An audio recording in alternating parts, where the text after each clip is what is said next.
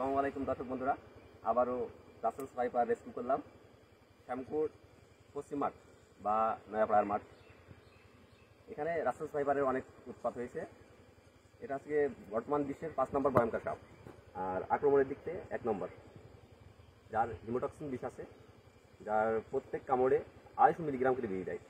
আর স্বাভাবিকভাবে মানুষ মরার জন্য 5 মিলিগ্রাম বিষই যথেষ্ট। এই সাপ থেকে আমাদের শ্যামপুরবাসীর উদ্দেশ্যে আমি এটাই বলতে চাই যে সবাই একটু মাঠে ঘাটে যখন আসবেন একটু সতর্কভাবে চলাফেরা করবেন। সাধারণভাবে এর অ্যান্টিভেনম আমাদের বাংলাদেশে নেই বললেই চলে, স্বল্প পরিমাণ।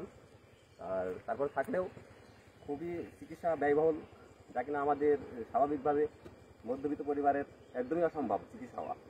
আর এই সাপ যখন কাউকে যদি কামড়িয়ে দেয়, তো আমার পক্ষ থেকে এটাই বলতে চাই যে সেই ক্ষতস্থান যেন না বান্ধা হয়।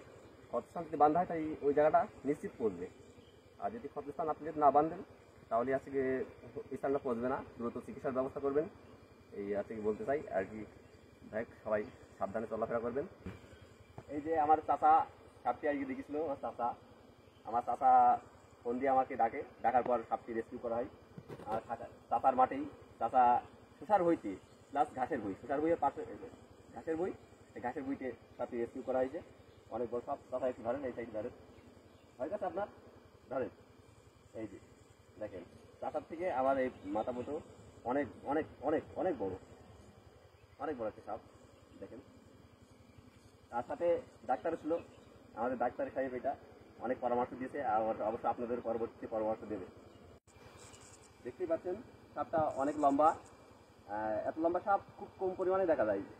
আর বর্তমানে যা মারা পড়েছে সাপ, তার তুলনায় অনেকটা বড় সাপ। দেখেন, দেখতেই পাচ্ছেন পুরো, আপনারা দেখেন আমার থেকে আমার হাঁটুর নিচ পর্যন্ত, আর হাঁটুর নিচ দেখ।